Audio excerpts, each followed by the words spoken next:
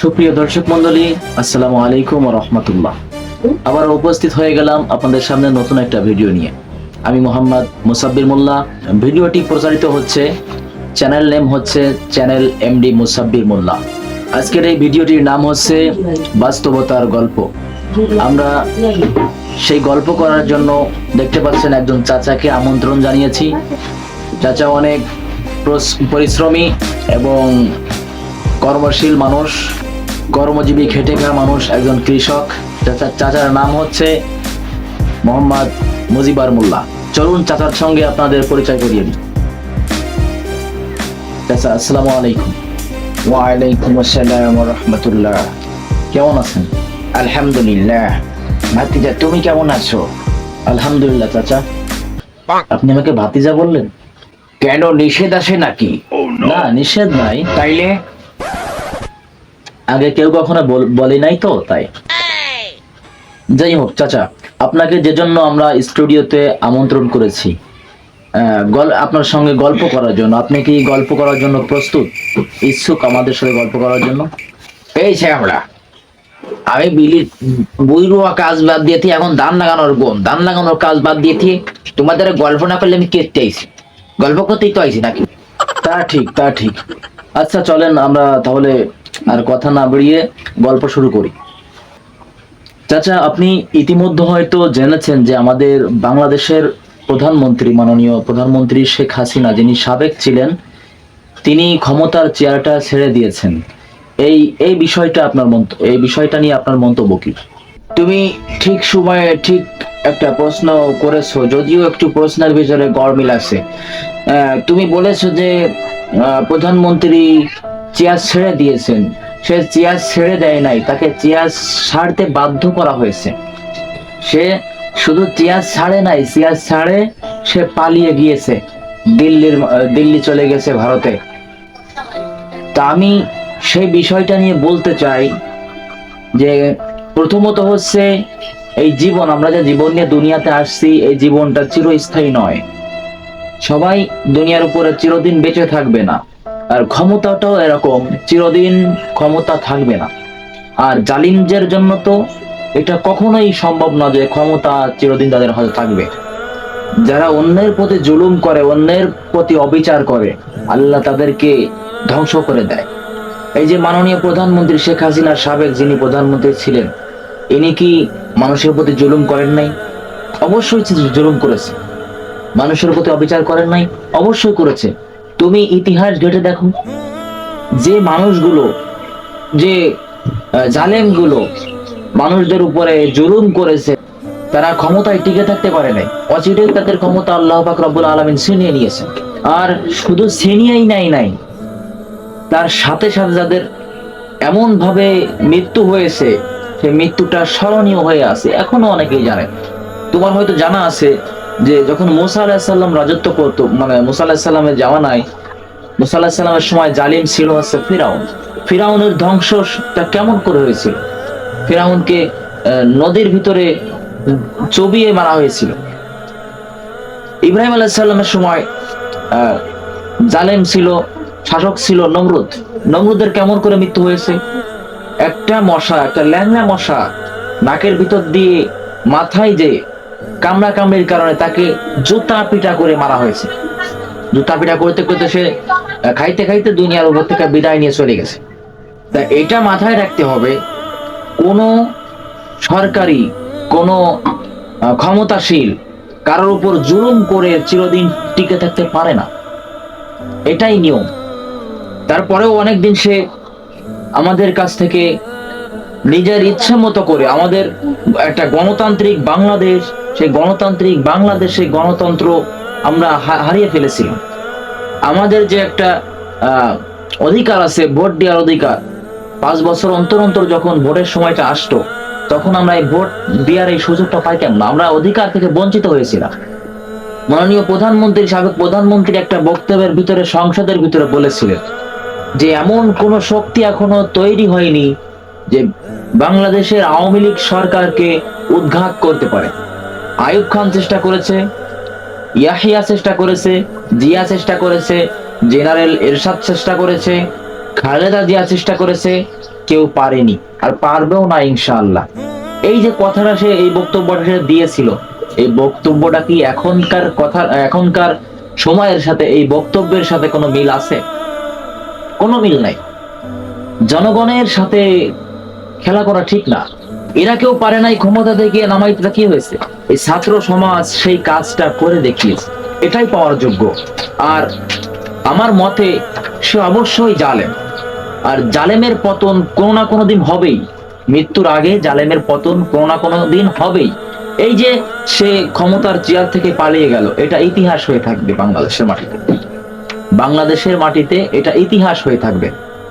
আল্লামা দেলোয়ার হোসেন সাইদি একটা কথা বলেছিলেন যে ক্ষমতায় যারা থাকে তারা চারিদিকে অন্ধকার দেখতে পায়, তারা মনে মনে ভাবে তাদের পতন আর কোনোদিন হবে না, কিন্তু তোমাকে বুঝিবে যে গোকুলে বাড়ি শেষে। তিনি আরো বলেছিলেন, সময় আসবে এমন ইন্দুরের গর্ত পাইব না পলাইবার জন্য। তার কথার সাথে এখন মিলে থাকে। আল্লামা দেলোয়ার হোসেন সাইদি আরো একটা কথা বলেছিল যে বেশি লাফালাফি করো না, 12 কোটি জনগণ গাছের গোড়া ধরে নাড়া দিবে, মামুবাড়ি দিল্লি গিয়ে পড়বা। এই কথাটাও কিন্তু সময়ের সাথে মিলে গেছে কিনা?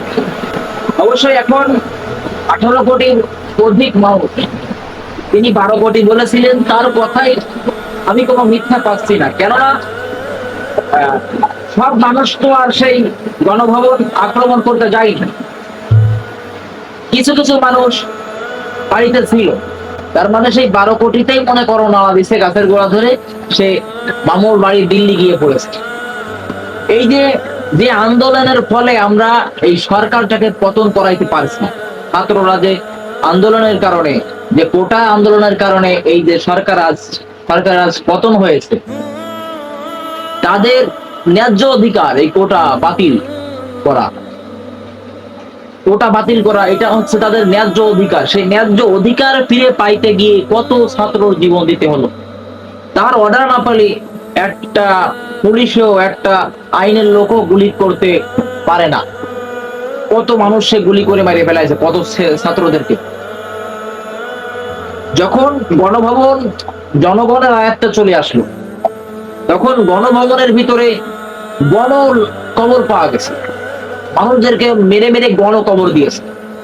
তারপর গণভবনের সাইডে একটা আয়না ঘর বলে একটা ঘর পাওয়া গেছে, তার ভিতর কত মানুষকে, যারাই তার বিপক্ষে গেছে তাদেরকে গুম করে নিয়ে ওইখানে নিয়ে শেষ করে দেওয়া হয়েছে। এগুলো কি জুলুম না? কোন জালিমি ছাড় পাবে না আল্লাহর কাছ থেকে।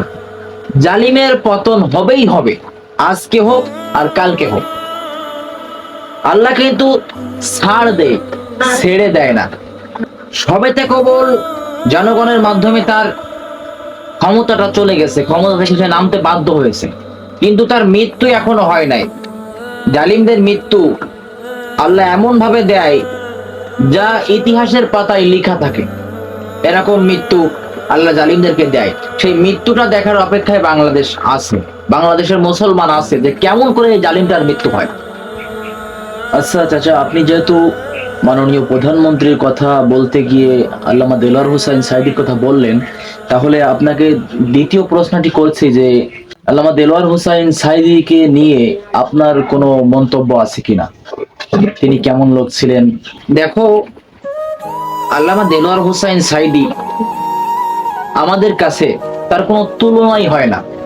তিনি এমন একজন মানুষ ছিলেন, এই যে বাংলাদেশে তিনি 50টি বছর কোরআনের দাওয়াত দিয়েছে, কোরআনের তাফসির করেছে। তার মতো তাফসির কারক, তাফসির করার মতো একজন আলেম এই বাংলাদেশে তুমি আর একটাও পাবা না। তিনাকে কতগুলো ট্যাগ দেওয়া হয়েছে, তিনি রাজাকার, তিনি সন্ত্রাস, তিনি চোর, তিনি ডাকাত, তিনি ধর্ষক, কিন্তু এই যে ট্যাগ গুলো তাকে দেওয়া হয়েছে, আল্লামা দেলোয়ার হোসেন সাইদি সাহেব তিনি আল্লাহর কসম কেটে বলেছেন যে এই সমস্তর সাথে আমার কোনো আপোষ নাই। এই যে মিথ্যা মামলাগুলো তার উপর দেয়া হয়েছিল, দিয়ে তাকে যে 13টি বছর কারাগারের ভিতরে পুরে দেওয়া হয়েছিল। এগুলো হচ্ছে ভারতের চক্রান্ত। পার্শ্ববর্তী দেশ ভারত হিন্দু রাষ্ট্র, সেই হিন্দু রাষ্ট্রের এটা চক্রান্ত যে বাংলাদেশটা ইসলামিক দেশ, এই ইসলামিক দেশটাকে তারা চায় না, তাই চক্রান্ত করে যে ইসলামকে তারা ধ্বংস করতে চেয়েছে সেটা কখনো সম্ভব না। আল্লাহর কি লীলা খেলা দেখো। গত বছর 2023 সালে আগস্ট মাসের 14 তারিখে রাতে ঘোষণা হয়েছিল যে আল্লামা দেলোয়ার হোসেন সাঈদী আর পৃথিবীতে নাই। সেই আগস্ট মাসেই, সেই 14 তারিখ আসার আগে 1 বছর পূর্তে না পূর্তেই যে সরকারের কারণে আল্লামা দেলোয়ার হোসেন সাঈদী জেলের ভিতরে ছিল, এই মিথ্যা অপবাদগুলো যে সরকার তাকে দিয়েছিল, যে সরকারের ষড়যন্ত্রের জালে পড়ে তার এই মৃত্যুবরণটা হলো, সেই সরকারকে এই আগস্ট মাসেই কিন্তু আল্লাহ পতন করে দিয়েছেন। তাই যে কায়দায় দিক না কেন পতন কিন্তু হয়েই গেছে।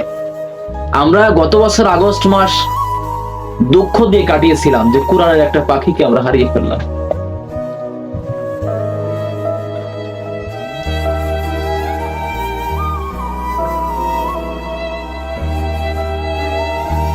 সেই আগস্ট মাস আবার আসতে, যেদিন আগস্টের 5 তারিখে ঘোষণা হলো বাংলাদেশ আবার নতুন করে স্বাধীন হয়েছে, তখন মানুষের আবেগ এতই বেড়ে গিয়েছিল, এত খুশি মানুষ হয়েছিল যে ঈদে মানুষ এত খুশি হয় না, সমস্ত মানুষ খুশি হয়েছিল। এরকম লোক আছে বাংলাদেশে, জনগণ আছে যারা সরকারের ভয়ে তারা যে আমলিগ করে না এইটা তারা বলতে পারতো না। যখন এই আমলিগ সরকারের পতন হয়েছে তখনই সবাই একসঙ্গে হাসতে শুরু করেছে, খুশি আনন্দ করতে শুরু করেছে।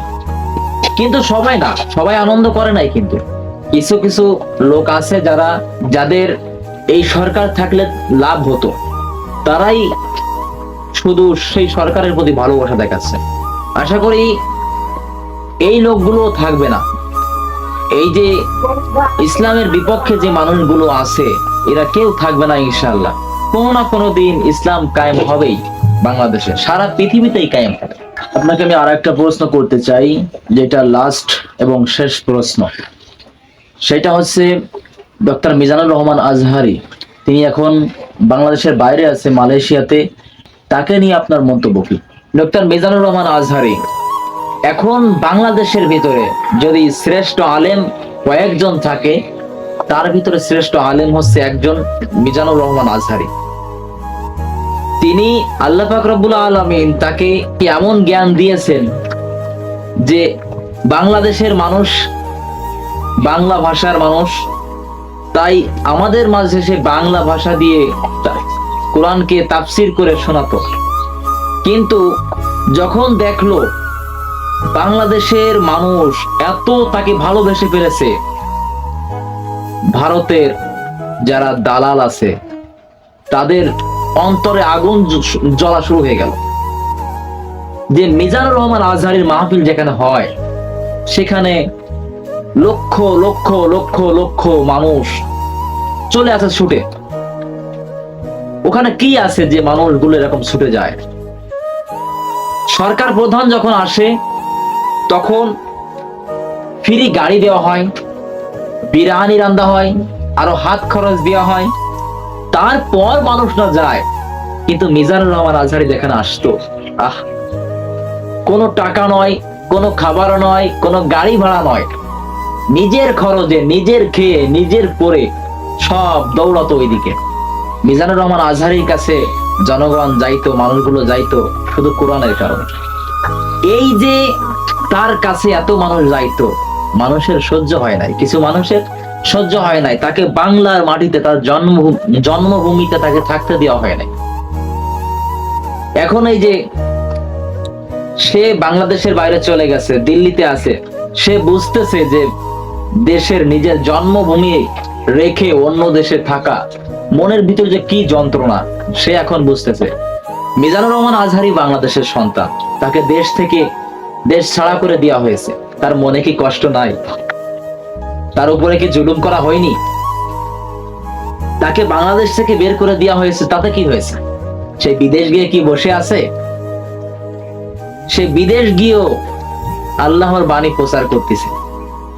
বিদেশের মানুষ তো আমাদের মতো বাংলা ভাষায় কথা বলে না, তাদের যে ভাষা ইংরেজি ভাষায় তারা কথা বলে, সে ইংরেজি ভাষায় মাশাআল্লাহ ইংরেজি ভাষায় মিজানুর রহমান আজহারি সকলকে কোরআনের তাফসীর শোনাচ্ছে।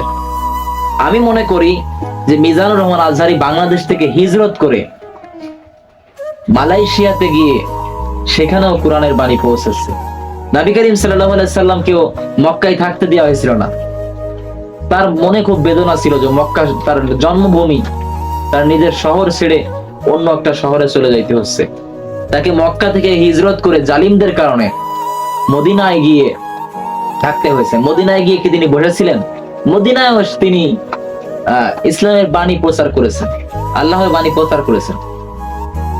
মিজানুর রহমান আজহারিও বিদেশ গিয়ে বসে নাই, সেও তার ভাষা দিয়ে যতটুকু সে জানে সবাইকে বোঝানোর জানানোর চেষ্টা করছে। তাকে যে বাংলাদেশে থাকতে দেওয়া হয়নি, এটিএন বাংলার এক সাংবাদিক ছোট্ট একটা বাচ্চাকে জিজ্ঞেস করছে যে তুমি এখানে আজকে কিসের জন্য এসেছো? সে বাচ্চাটি বলছে আমি বিচার চাইতে আসছি। কিসের বিচার? যে আমার যে ভাইদেরকে বিনা কারণে শহীদ করা হয়েছে, সেই ভাইদেরকে কেন শহীদ করা হলো সেই বিচার চাইতে আসছি। তার কাছে জিজ্ঞেস করা হলো তুমি এখন কি চাও? সে বলল প্রতিবাদ। তারপর বলছে আমি আরেকটা চাই যে শেখ হাসিনা যেন ক্ষমতা থেকে নেমে যায় এবং মিজানুর রহমান আজহারি যেন ক্ষমতায় বসে যায়। এই যে ছোট্ট একটা বাচ্চা, তার হৃদয়ে মিজানুর রহমান আজহারির প্রতি ভালোবাসা দিয়েছে কে? আল্লাহ পাক রব্বুল আলামিন ঢেলে দিয়েছে।